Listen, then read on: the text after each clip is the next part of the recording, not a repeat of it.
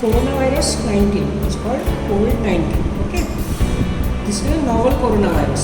ऐसे हम लोगों ने 2 और आउटब्रेक्स देखे वायरसेस के जो रेस्पिरेटरी सिंड्रोम के से एसोसिएटेड थे. एक था सार्स जो आउटब्रेक हुआ 2002 में, दूसरा था मर्स, ये मिडल ईस्ट रेस्पिरेटरी सिंड्रोम के नाम से जाना जाता है, जो हुआ था 2012 में, और अभी सिमिलर टाइप ऑफ आउटब्रेक हुआ है 2019 में. कोई भी वायरस जो है वो बेसिकली हम लोग उसका ऐसा सोचते हैं कि वो जानवरों से है. तो इसका जब ट्रेस किया गया था तो वो भी आया था बैट से वो आया था सिविक कैट में सार्स जो है, और फिर वो ह्यूमन्स में आया. ओके, मर्स जो था वो भी बैट से ही आया था. वो पहले आया था कैमल्स में, और कैमल्स से फिर वो ह्यूमन्स में ट्रांसफर हुआ. और अभी जो कोविड-19 आया है वो बैट से जो एक रेप्टाइल होता है पैंगोलिन करके. ओके, ऐसा सस्पेक्ट किया जा रहा है, this is not a confirm information, कि ये पैंगोलिन से आ रहा है ह्यूमन्स में, जो चाइनीज़ में है या पता नहीं इसमें जो कुछ भी है. तो ये बेसिकली इसका ट्रांसमिशन हो रहा अब तक ह्यूमन्स में कैसे आ रहा है.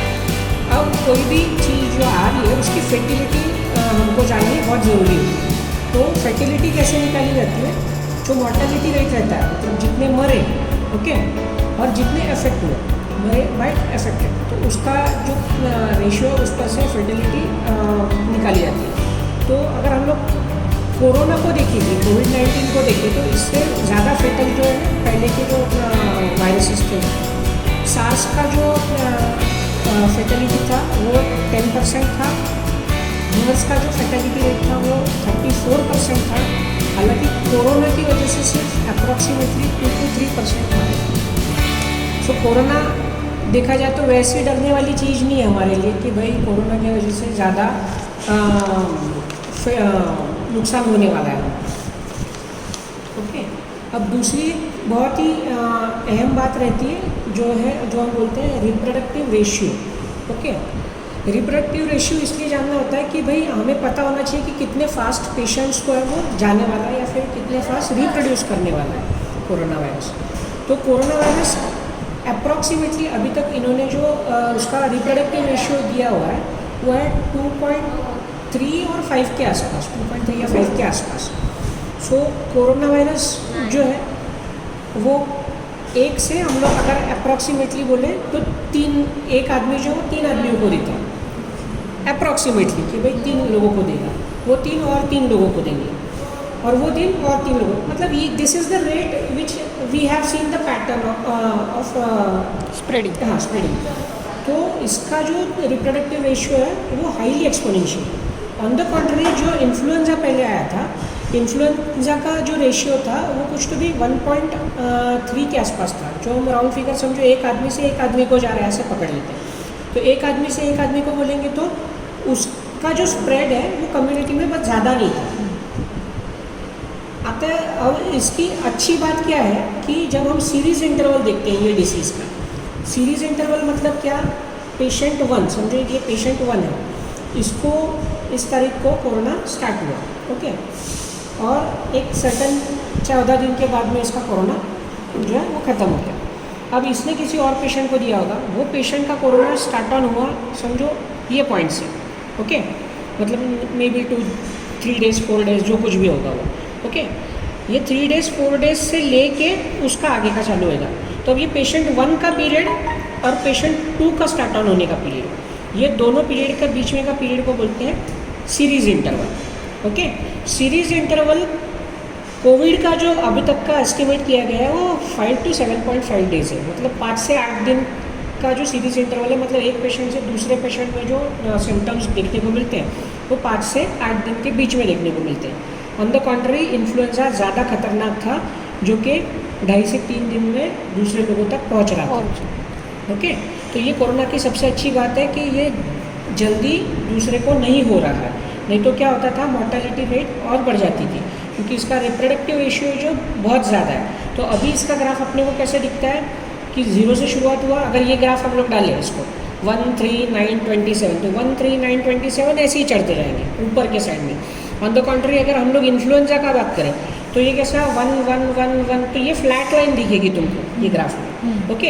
अब हमको क्या चाहिए, इससे निजात चाहिए, तो हमारा जो ग्राफ है वो कैसा जाना चाहिए, आगे जाके नीचे जाने वाला। ओके, ये करने के लिए हमको क्या करना पड़ेगा, जो आउटब्रेक्स है या फिर इसमें से कोई भी एक चीज़ को या तो ये कम करो और इसको बढ़ाओ, या तो दोनों चीज़ को कुछ भी करके कंट्रोल करो। ओके, तो ये हो गई बेसिक इन्फॉर्मेशन कोरोना के बारे में की। अब देखते हैं इसका स्प्रेड कैसे होता है। अब स्प्रेड किसी भी चीज़ से हो सकता है, बेसिकली जो इन्फेक्टेड पॉजिटिव पेशेंट है उसकी वजह से भी, या फिर जो कैरियर है उसकी वजह से भी, जैसे हमने देखा। अब स्प्रेड होने के लिए दो रूट्स बताए गए हैं। एक फीकल रूट, अगर जो फीकल मैटर है उसके साथ में आप कंटेमिनेट हो गए तो वो थ्रू माउथ वगैरह जा सकता है। सेकेंडली बाय स्नीजिंग और ड्रॉपलेट इन्फेक्शन। अब ड्रॉपलेट इन्फेक्शन का ऐसा बोला गया है कि अगर ड्रॉपलेट इन्फेक्शन, एक आदमी कहीं पे छींका और उस जगह पे जाके आपने क्या बोलते हैं हाथ लगाया या फिर कुछ भी करके आपके वो चीज़ कांटेक्ट में आई, ओके, तो वहाँ पे वो ड्रॉपलेट इन्फेक्शन आप तक पहुँच गया। ऐसा भी मानते हैं कुछ लोग कि अगर मैंने यहाँ पे छींका है, ओके, तो यहाँ से लेके 6 फीट के डिस्टेंस तक वो जो ड्रॉपलेट्स है वो स्प्रेड हो सकते हैं। इसलिए हम लोग कहते हैं कि मास्क लगाओ। ओके, आइडियली जो छींक है उसके ड्रॉपलेट्स जो है वो जब मेजर किए गए थे तो वो 10 फीट तक भी जाते हैं। सो आइडियली ये डिस्टेंस जो है वो 10 फीट का होना चाहिए for the safer side. But 6 feet का डिस्टेंस अभी तक जो कोई सारे रिकमेंडेशंस है उसके हिसाब से आ रहे हैं। ओके, अब इसको एयरबॉर्न कब बोला जा सकता है, क्योंकि हम लोग जब छींकते हैं तो वो टाइम पे क्या होता है, हवा में ड्रॉपलेट्स रहते हैं। ये हवा में ड्रॉपलेट्स रहने का जो टाइम है अप्रॉक्सीमेटली 3 आवर्स पकड़ा गया है। सो अगर मैं कोविड-19 पॉजिटिव पेशेंट हूँ और मैंने यहाँ पे छींका और उस 3 घंटे में यहाँ पे अगर कोई आके गया तो इट इज़ द पॉसिबिलिटी कि उस बंदे को वो ट्रांसमिशन हो सकता है। ओके, इसलिए ये 2 चीज़ों में जाएगा। अगर हमारा फीकल कंटेमिनेशन या फिर ड्रॉपलेट जो डायरेक्ट कंजप्शन हो गया तो एक जीआई से उसको अंदर बॉडी में हमारा ये मिलेगा, सेकेंडली लंग्स। ओके, तो 2 रूट मिल गए हमको ट्रांसमिशन के कि भाई या तो लंग्स से जाएगा या तो गैस्ट्रोइंटेस्टाइनल ट्रैक्ट से। अब लंग्स में क्या होगा, अगर कोरोना वायरस लंग्स में चला गया तो क्या है। ओके, कोरोना वायरस लंग्स में जाने के बाद में सबसे छोटा पार्ट जो हुआ एल्वियोलस, ओके, लंग्स का, तो ये एल्वियोलस में जाएगा। एल्वियोलस में जाने के बाद में हम थोड़ा सा भी एल्वियोलस के एनाटॉमी पे फोकस करेंगे। एल्वियोलस जो बना होता है वो 2 टाइप के सेल्स का बना होता है। टाइप 1 सेल्स जो होते हैं वो क्या करते हैं, हमारा जो ऑक्सीजन कार्बन डाइऑक्साइड जो गैस एक्सचेंज है वो करने में मदद करते हैं। अब इस प्रक्रिया में उसका जो नेचर है, मतलब उसको जो कॉन्ट्रैक्ट करना है, एक्सपांड होना है, ये सारी चीज़ें जो करनी है उसको बैलेंस करने के लिए टाइप 2 सेल्स होते हैं यहाँ पे, जिनको हम बोलते हैं सर्फेक्टेंट्स। ओके, सर्फेक्टेंट्स क्या करते हैं कि जो सरफेस टेंशन है एल्वियोलाई उसको रिड्यूस करते हैं। उसकी वजह से क्या होता है कि अगर बाहर से ज़्यादा प्रेशर आ भी गया एल्वियोलाई के बाहर से, ओके, तो वो कोलैप्स होने में रोकता है। तो it reduces collapsing pressure of alveoli. वो इस सेल का काम है जिसको हम लोग बोलते हैं सर्फेक्टेंट्स या फिर टाइप 2 सेल्स।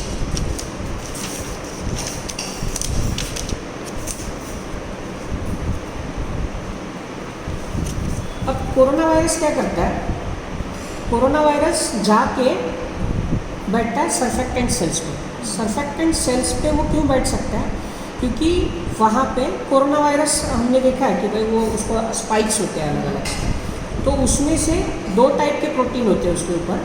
तो वो 2 टाइप के प्रोटीन में से एक होता है एस टाइप का प्रोटीन, एक ट्रायंगल वाला दिख रहा है, एक गोल वाला दिख रहा है। तो ये जो गोल वाला है एस स्पाइक प्रोटीन जिसको बोलते हैं, वो क्या करता है सर्फेक्टेंट सेल्स के रिसेप्टर्स पे जाके बाइंड हो सकता है, कुछ स्पेसिफिक रिसेप्टर्स पे।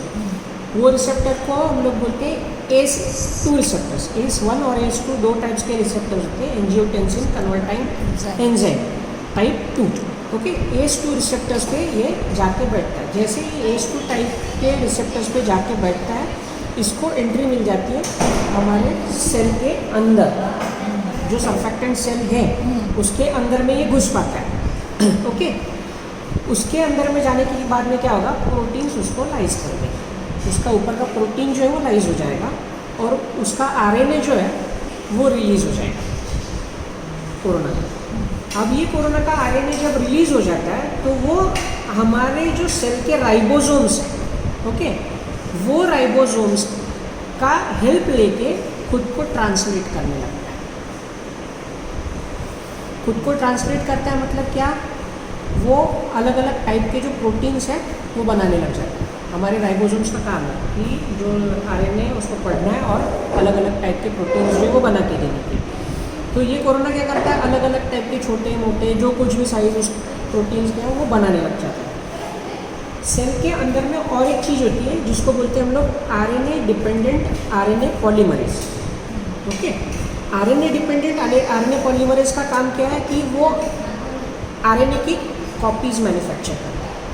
अब कोरोना की कॉपी उसको मिल गया तो वो क्या करेगा, कोरोना के आरएनए की कॉपीज़ मल्टीप्लाई करने लग जाएगा, मतलब और बहुत सारी कॉपीज़ बनाने लग जाएगा। अब ये सारी प्रोसेस चालू होते समय हमारे सेल में प्रोटीन्स को लाइज करने के लिए प्रोटीएजेस करके होते हैं, प्रोटीनेजेस करके एंजाइम्स होते हैं। तो वो प्रोटीनेज का काम क्या होता है, प्रोटीन्स को तोड़ना, लाइज करना। अब ये प्रोटीनेजेस जब बहुत सारे प्रोटीन्स को तोड़ रहे होते हैं तो क्या होता है कि एक साइड तो आरएनए डिपेंडेंट आरएनए पॉलीमरेज बहुत सारी कॉपीज़ बना रहा है। ओके, प्रोटीन्स क्या करते हैं, ये जो पॉलीप्रोटीन्स इसने बनाए हैं कोरोना राइबोसोम के आरएनए से, हमारे राइबोसोम ने बनाया है उस सेल के। ओके, तो ये प्रोटीन्स को और लाइज करता है और जो आरएनए के इसके कोरोना के जो कंपोनेंट फैक्टर्स हैं, मतलब कोरोना से एसोसिएटेड जो प्रोटीन्स हैं वो प्रोटीन एसिमुलेट होते हैं, उसके अंदर में जाके आरएनए के कॉपीज़ अब बहुत सारे बन गए तो आरएनए के कॉपीज़ उसके अंदर में चले जाते हैं और वो नए कोरोना बेबीज पैदा करते हैं, मतलब और बहुत सारे कोरोनास पैदा हो जाते हैं। तो ये पैदा होते हैं हमारे सरफेक्टेंट सेल में और वो फिर सेल उसको रिलीज़ करने लग जाता है। अब यहाँ पे और बहुत सारी चीज़ें क्या क्या होती हैं कि इन सारी चीज़ों में लड़ाई जब चालू हो जाती है वो टाइम पे ये जो सरफेक्टेंट सेल है वो डैमेज होना चालू हो जाता है। ओके, जब डैमेज होना चालू हो जाता है तो सेल क्या करता है, एक इन्फ्लेमेटरी मीडिएटर्स का जो रिस्पॉन्स है वो रिलीज़ कर देता है, वो ट्रिगर कर देता है। ओके, वो ट्रिगर करके बताएगा किसको, जो मैक्रोफेजेस उसके पास में है, जो सेल में मैक्रोफेजेस होते हैं तो उनको बताएगा। तो मैक्रोफेज क्या करता है, मैक्रोफेज ब्लड में रहता है। ओके, तो मैक्रोफेज ब्लड के थ्रू क्या करता है, 3 टाइप की चीज़ें पैदा करता है, एक इंटरल्यूकिन 1, दूसरा इंटरल्यूकिन 6 और तीसरा TNF alpha, that is tumour necrotic factor alpha. Okay, अब ये दोनों ज़्यादा ये नहीं इम्पॉर्टेंट नहीं है, but interleukin 6, okay, interleukin 6 inflammatory reaction है, ज़्यादा इम्पॉर्टेंट है, आगे समझिएगा। अब ये जो तीनों फैक्टर्स हैं इन्फ्लेमेटरी रिस्पॉन्स के मीडिएटर्स जो है, ये तीनों रिलीज़ हो जाने के बाद में ये क्या करते हैं, ये आने लगते हैं ब्लड स्ट्रीम में, एल्वियोलस से बाहर। अब ब्लड स्ट्रीम में इनको आना है तो हमारे जो ब्लड वेसल्स सॉफ्ट टिश्यूज़ होते हैं उनके एंडोथेलियल सेल्स से होके इनको आना है। ओके, तो इनको आना है तो ये क्या करेंगे, सिग्नल देंगे उनको कि हमको आना है, तो उसकी वजह से क्या होगा, डायलेटेशन होगा, कैपिलरी डायलेटेशन होगा। वो डायलेटेशन क्या होगा तो क्या होगा, परमिएबिलिटी जो है जाने आने की इंक्रीज़ हो जाएगी कि वो जा सके, वो मॉलिक्यूल्स जो वो जा सकेगी। किस वजह से, जब एंडोथेलियल सेल्स खुद को श्रिंक कर लेंगे, कॉन्ट्रैक्शन हो जाएगा तब, तो उस वजह से वो कैपिलरी का जो सेल्स जो है वो खुद को श्रिंक करने लगते हैं। सेल्स को जब खुद को श्रिंक करना है तो वो टाइम पे क्या होगा, सेल्स क्या छोड़ पाएगा, ऑर्गेनल्स तो छोड़ेगा नहीं बाहर, साइटोप्लाज्म छोड़ेगा नहीं, वो क्या करेगा, सिर्फ अपना पानी की कमी जो है वो निकाल देगा कि भाई पानी को बाहर फेंको। तो वो टाइम पे क्या होगा, जो पानी है, जो साइटोप्लाज्म, वो सारा आजू बाजू में आने लग जाएगा। वो आएगा किसके पास आएगा, एल्वियोलाई के पास में, ये सारी चीज़ें, तो वो एल्वियोलाई के पास में बाहर में, मतलब एल्वियोलाई और वेसल के बीच में का जो पार्ट है वहाँ पे ये सारा रिलीज़ होना चालू हो जाएगा। उसकी वजह से होगा क्या कि सरफेक्टेंट जो है वो ड्राउन आउट इफेक्ट में चला जाएगा, मतलब डूब जाएगा, एल्वियोलाई डूब जाएगा ना, क्योंकि बाहर जो पानी ज़्यादा होगा पानी में वो डूब जाएगा। उसकी वजह से होगा क्या, जो उस सरफेस टेंशन है ओके, वो बढ़ जाएगा। सरफेस टेंशन बढ़ने की वजह से एल्वियोलाई कोलैप्स हो जाएगा। पानी ज़्यादा हो गया, उसमें डूब गया, एल्वियोलाई कोलैप्स हो गया। एल्वियोलाई कोलैप्स हो गया तो क्या होगा? हम लोग इनहेल नहीं कर पाएंगे ना, क्योंकि उतना कैपेसिटी का कम हो गया एल्वियोलाइज का, तो ब्रीदिंग के लिए प्रॉब्लम होगी। ब्रीदिंग के लिए प्रॉब्लम होगी मतलब क्या होगा? हाइपोक्सीमिया। हाइपोक्सीमिया होगा तो बॉडी का रिस्पांस क्या बनेगा? ब्रीदिंग, जल्दी जल्दी ब्रीथ करो, मतलब पता है अपने को कि जगह कम है तो एटलीस्ट ब्रीथ तो जल्दी जल्दी करो ऑक्सीजन का कमी पूरा करने के लिए।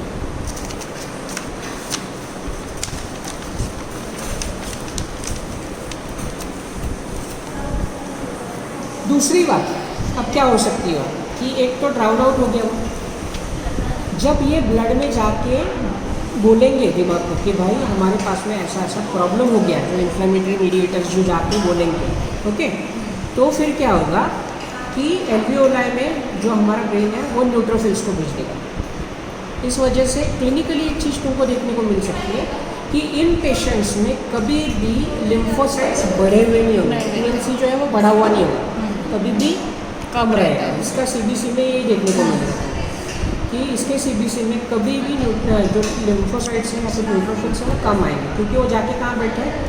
एल्वियोलाई।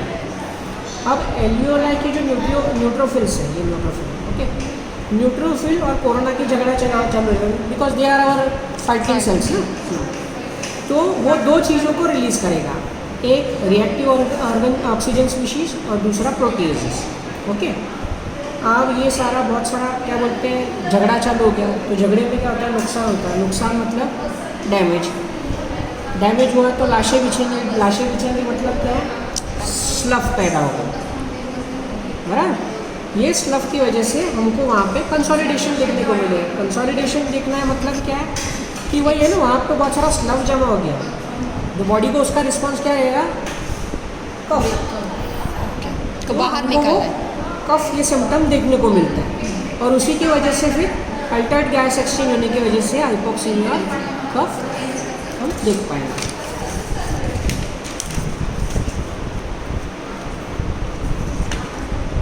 अब ये इन शॉर्ट मैकेनिज्म तो हो गया कि भाई क्या क्या होगा। अब इंटरल्यूकिन 6 जो है वो और क्या क्या चीज़ें कर सकता है कि वो थ्रू ब्लड जाएगा हाइपोथैलेमस में। हाइपोथैलेमस में वो बोलेगा हाइपोथैलेमस को कि PGE2 तुम रिलीज़ करो। PGE2 रिलीज़ होगा तो क्या होगा? बॉडी टेम्परेचर बढ़ जाएगा, ओके।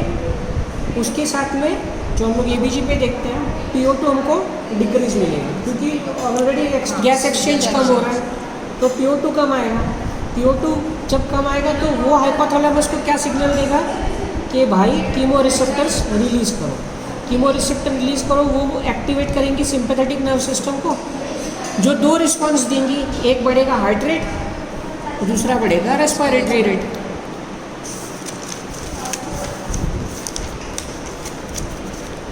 अब जब ये सारी चीज़ें हो रही है तो हमने देखा कि जब इंटरल्यूकिन 6 वगैरह रिलीज़ हुआ, परमिएबिलिटी बढ़ी, तो क्या हुआ? वेज़ोडाइलेशन है। डायलेशन हुआ तो उसकी वजह से जो ब्लड है उसका तो क्वांटिटी उतना ही है, सेल्स बहुत सारे डायलेट हो गए, तो हुआ क्या? वॉल्यूम जो है कम हो गया। वॉल्यूम कम हो गया तो फिर क्या होगा? हाइपोटेंशन, क्योंकि उतना प्रेशर मेंटेन नहीं है। हाँ, और वो प्रेशर मेंटेन नहीं हो रहा है तो हर जगह पे हर ऑर्गन को ब्लड कम सप्लाई होगा, उसकी वजह से बॉडी किस में जाएगी? मल्टीपल ऑर्गन फेलियर में, है ना। तो अगर किडनी को ब्लड सप्लाई कम होगा तो अपने को क्या देखने को मिलेगा? Increase billion, increase creatinine. अगर लीवर को सप्लाई कम हुआ तो क्या देखने को मिलेगा? इंक्रीज SGOT, इंक्रीज SGPT या फिर सीरम बिलिरुबिन, ओके। अब लीवर क्या करता है? अगर एक्यूट फेज में ये सब हो रहा है तो एक्यूट फेज रिएक्टिव प्रोटीन्स को भी रिलीज़ करता है, तो उस सूरत में अपने को और क्या क्या देखने को मिलेगा? CRP भी वो बंदे का इंक्रीज़ हो जाएगा, इंटरल्यूकिन 6 फिर से इंक्रीज़ हो जाएगा जो बाकी सेल्स रिलीज़ करेंगे, ओके, और फाइब्रिनोजन भी इंक्रीज़ हो जाएगा। तो बेसिकली मॉनिटरिंग जो है, अगर कोई कोरोना पेशेंट हमारे यहाँ पे एडमिट होता है तो ये सब चीज़ें जो ये सारी टेस्ट हैं ये बार बार मतलब हर रोज़ उसकी होनी चाहिए, ताकि आपको पता चले कि भाई रिस्पांस किस साइड में जा रहा है। अब एक्सरे में हमको क्या पता चलेगा? एक्सरे में हमको दिखेगा ground glass opacity. Ground glass opacity मतलब क्या? ये जो ग्लास है, अगर इस पे मैं अगर ऐसे मुंह से भाप डालता हूँ तो वहाँ पे एक ओपेसिटी बनती है, बराबर। वैसा पैच ग्राउंड साइड में, लोअर साइड में आपको चेस्ट के इसमें देखने को मिलेगा। उसको बोलते हैं ग्राउंड ग्लास ओपेसिटीज। ओके, अब एक्सरे से ज़्यादा अपने को फ्रूटफुल क्या हो सकता है? CT scan. सीटी स्कैन क्यों? क्योंकि सीटी स्कैन में तुम ग्राउंड ग्लास ओपेसिटीज भी देख सकते हो। जो कंसोलिडेशन हमने बोला, न्यूट्रोफिल्स गए, स्लफ वहाँ पे पैदा हुआ, तो वो कंसोलिडेशन भी इसमें देखने को अच्छी तरह से मिल सकता है।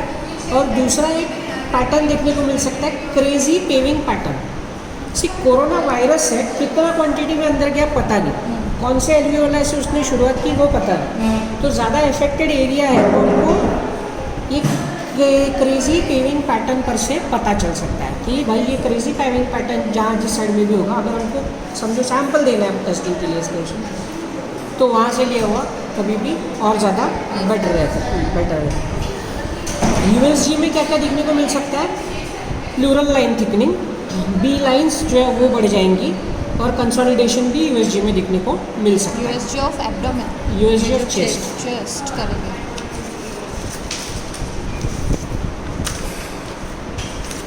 अब जो मेडिसिन प्रपोज किए गए हैं कोरोना के लिए, लोग बोल रहे हैं ट्रीटमेंट बताइए, तो क्या क्या है, तो वो थोड़े से अपन जो मेन मेडिसिन है वो देखते हो बेसिकली क्या इफेक्ट कर रहे हैं अभी तक हमने जो सीखा उस पर से। एक रेमडेसिविर करके ड्रग है, वो क्या करता है?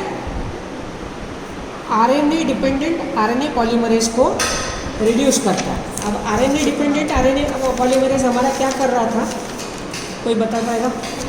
आरएनए डिपेंडेंट आरएनए पॉलीमरेज और एक्स्ट्रा आरएनए कॉपीज बना रहा था, बिल्कुल बराबर।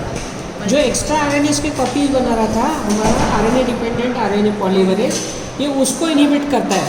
मतलब ना रहेगा बास आरएनए डिपेंडेंट पॉलीमरेज, तो उसकी वजह से वो नहीं रहेगा तो वो कॉपीज नहीं बन पाएंगी। भले ही प्रोटीन बन जाए तो आरएनए है नहीं, तो मतलब बेबी वायरसेस जो वो नहीं बन पाएंगे। ओके, क्लोरोक्वीन एक इम्पॉर्टेंट बताया है। तो क्लोरोक्वीन बेसिकली क्या करता है? क्लोरोक्वीन ये काम करता है कि जो हमने बोला सर्फेक्टेंट सेल में जो एंट्री है वही नहीं देता। सर्फेक्टेंट सेल में जो एंट्री है, वायरस की एंट्री है, वो एंट्री करने ही नहीं देता। तो अगर हम लोग को अगर कोरोना नहीं है और हम उसके कांटेक्ट में आ रहे हैं, ओके, और हमने अगर क्लोरोक्वीन खाई है, तो हमने क्या किया? पहले गेट बंद कर दिया, तो एंट्री नहीं होगी, तो उसकी एंट्री हमने आनी मुश्किल है। तो इस वजह से क्लोरोक्वीन को जो है वो प्रमोट किया जा रहा है। ओके, एक रिटोनाविर करके ड्रग है। तो रिटोनाविर जैसे हमने वो फंक्शन देखे, आरएनए डिपेंडेंट आरएनए पॉलीमरेज, दूसरा वो पॉलीप्रोटीन जो बना रहा है वो, और तीसरा जो प्रोटीएजेस हैं वो और तोड़ के आरएनए के उसको वायरस के प्रोटीन बनाने में मदद कर रहा है। तो ये प्रोटीएज को ही थमा देगा। प्रोटीएज अगर बनने थम गए या फिर प्रोटीएज इनहिबिट हो गए तो प्रोटीएज मॉलिक्यूल्स को प्रोटीन्स नहीं बना देने के जो वायरस के बनने के लिए कंपोजिशन के लिए ज़रूरी है। तो क्या आरएनए कॉपीज़ कितने भी बन जाए, प्रोटीन्स उसके ऊपर कवर ही नहीं मिल रहा है उसको, तो फिर से बेबी वायरस बन नहीं सकता। तो इसलिए रिटोनाविर करके जो ड्रग है वो इंट्रोड्यूस किया है। और ये एक है टोकिलोजुमैब। टोकिलोजुमैब क्या करता है? वो बेसिकली इंटरल्यूकिन 6 जो हमने देखा, इन्फ्लेमेटरी रिस्पॉन्स जो है उसको रिड्यूस कर देता है। अब इन्फ्लेमेटरी रिस्पॉन्स हमारा रिड्यूस हो गया तो क्या होगा कि हमारा जो कोलैप्स है वो जल्दी होगा नहीं। तो लेट फेज में ये हमको ज़्यादा काम आ सकता है कि भाई हाँ पता है हमको ये कंसोलिडेशन में आके कोलैप्स होने वाला है। तो उन सब जगहों पे अपने को ये टोकिलोजुमैब, अब ये इंडिया में है अवेलेबल नहीं है, पता नहीं मुझे, ओके, बट ये जो है ये चीज़ ये काम करती है। कॉर्टिकोस्टेरॉइड हमको सबको पता है कि एंटी इन्फ्लेमेटरी हम लोग यूज़ करते हैं, तो उसका इसका ऑलमोस्ट सेम ही आ गया। और दूसरा है टाइलेनॉल या फिर तुम पैरासीटामॉल बोल लो जो फीवर को सबसाइड करता है। ओके, अब ये हो गया मॉडर्न मेडिसिन के बारे में। आयुर्वेद क्या बोलता है?